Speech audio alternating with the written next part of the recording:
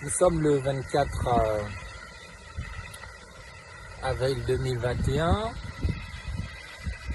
Je me prépare à intervenir donc à l'heure de vérité demain 25 avril 2021. L'émission du docteur Moukétou Jean-Aimé est retransmise en Côte d'Ivoire, aux États-Unis et sur plusieurs supports. Je crois que vous pouvez la suivre sur Radio PDCI RDA, leur compte Facebook. Vous pouvez donc suivre cette émission en direct. Ce n'est pas la première fois que j'y passe. Alors pourquoi je viens en parler maintenant? Mais juste pour indiquer trois choses. La première, bien sûr, c'est que, évidemment, que je suis gabonais et que je suis également français. Je critique la France-Afrique. Et ça ne veut pas dire que je remets en cause la France. La France-Afrique est un système qui a été critiqué par à peu près tout le monde. C'est un système sur lequel on pourrait revenir. Mais sachez que, pour ce qui concerne la France, elle a toujours eu une dimension, bien sûr, guerrière depuis le baptême de Clovis. Et tout le monde sait que j'ai été adopté à Reims, moi. Je suis un peu un enfant de Clovis, par mariage. Clovis est le premier roi des Francs, donc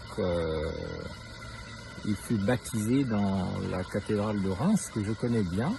Il a fait la guerre pour, comment dire ça, le baptême de ce pays.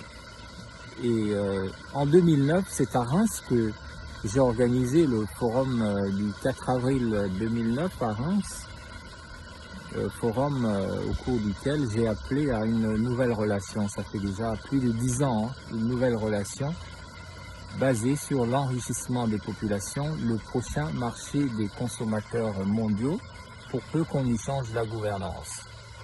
Donc, moi, je suis conscient que la France est en même temps un pays guerrier, c'est son histoire, mais c'est également un pays des Lumières, un pays de la rationalité, de la raison, du logos, de la sagesse. Et je compte aussi sur cette dimension-là, de la part de la France. C'est aussi, moi en tant que chrétien, un pays mystique. C'est le pays de Jeanne d'Arc.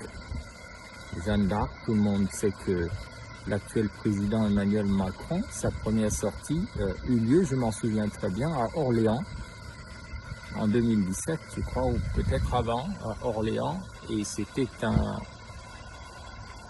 un hommage à Jeanne d'Arc, la grande mystique qui fut brûlée sur le bûcher par les Anglais, mais ça c'est l'histoire de l'Europe. À nous de construire notre propre histoire. Donc il y a plusieurs facettes dans tout ce que nous vivons en ce moment dans notre relation historique avec la France. Je pense que c'est intéressant que la France ait aussi désormais des acteurs qui maîtrisent le logos, qui maîtrisent la rationalité, comme moi, je le dis avec beaucoup de modestie. Et dans mes interpellations, en tant que Gabonais, en tant que Français, en tant que France-Africain un peu affranchi également, je peux dire que nous avons des belles années devant nous d'échanges pour inventer un nouveau futur. Donc, nous sommes des observateurs, nous sommes des acteurs. Je crois que le futur reste à inventer. Je me réjouis que l'actuel président français soit lui-même, comme moi, de formation philosophique, entre autres.